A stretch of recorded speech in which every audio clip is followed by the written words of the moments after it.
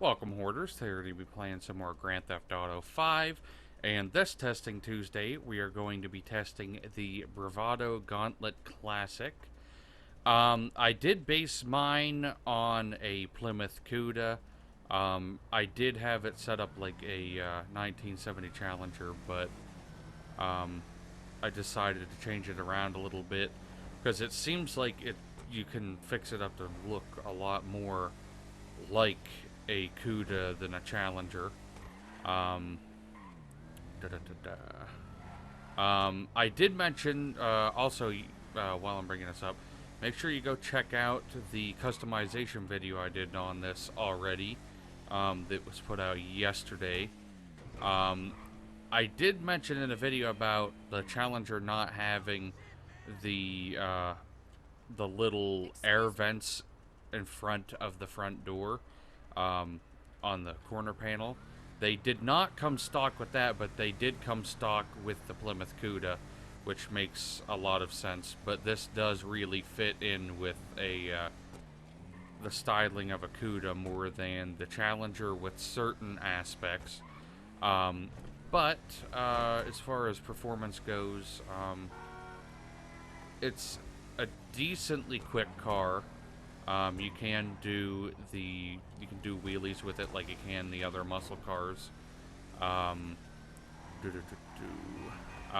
Handling's actually pretty good. It has some decently thin tires on it. So it helps you. It seems more agile that way. Braking, decent. Acceleration's not great. Top end is not great.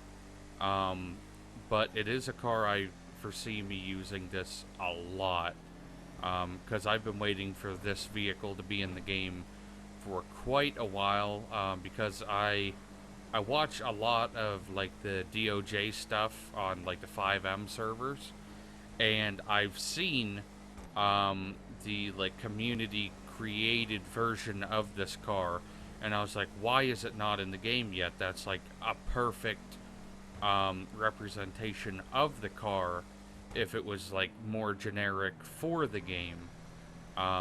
So I was thinking it's only a matter of time till they actually add it into the game, because I'm really happy. This is like the first time in a very long time that I've been excited for a new DLC on here.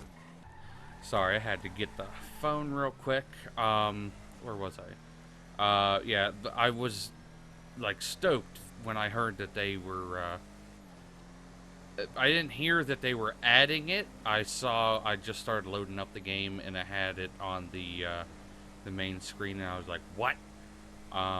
So I went, got it. It's a little over $600,000. A pretty expensive car, but considering how expensive everything is in the game now, it's not very expensive at all, because most of the vehicles they've been adding are $2 million plus, for the majority, but this is one of the nicer, cheaper cars that I find this so much more fun than any supercar in the game.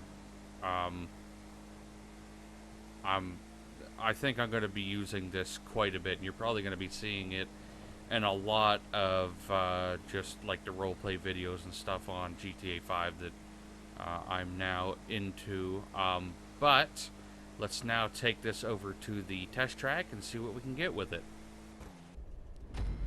I have driven this a little bit. The only thing I'm really worried about with it, though, is it seemed to be like top heavy, which it shouldn't be, but something about the way it was made it seem really top heavy, and that was not a very good start. There was a lot of tire spin off of the start, but that's the way I start these. I don't get the boost on purpose so that all the vehicles will be under their own power, because if you get the boost, that's not a guaranteed thing, because most people that are going to be racing with these vehicles. They're just going to have like fun street races and stuff like that on tracks like this.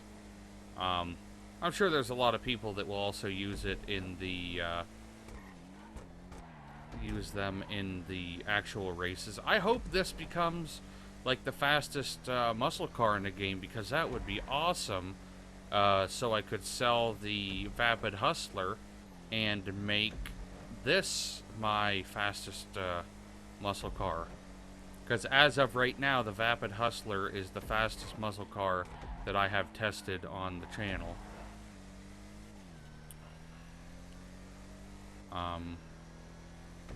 And hopefully this will beat it. Because I would prefer to drive this more than I would the Hustler, because I think this looks way better. And then what I would do is I would buy a second one of this. If this does get faster than the Vapid Hustler, I'll buy a second one of this, a second Gauntlet, and I will use one for just regular driving, and then a second one I will put no armor on it, and I will put no bulletproof tires on it. That way you can get that tiny bit more of an edge over your competitors. Right here. Brake. I do feel like driving this. It feels like acceleration's the worst part of the car. Feels like it doesn't get going very quick. Just try to keep it in the yellow line as much as we can. And across the line.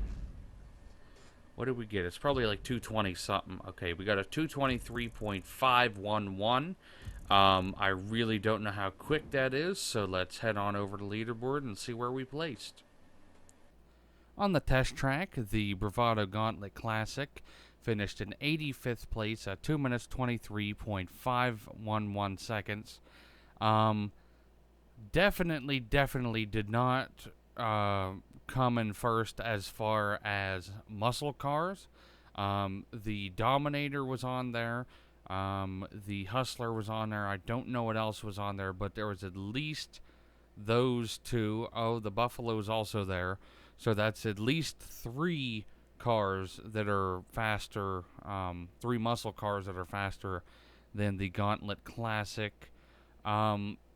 I knew from driving it for a couple minutes that it was not going to be the fastest car. It just doesn't go that quick. It wasn't designed to go really fast like the other cars. That's probably why it was only the 600 and whatever thousand instead of 2 million, because it's not that fast. That being said, I still think the car is very, very good looking. I'm going to use it a lot. I'm not going to sell it, but I'm also not going to buy another one like I said I would if it came in first place, as like the fastest muscle car.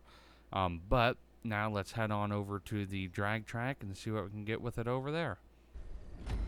Okay, this one I think we're going to actually do worse on than the test track, just because the acceleration and the wheel spin at the beginning is like there's a lot of wheel spin, as you'll see. Okay, we just stopped. And then the second part is the acceleration's not great, and the top end isn't great either. Haven't really looked. Okay, so it does have a pretty accurate interior.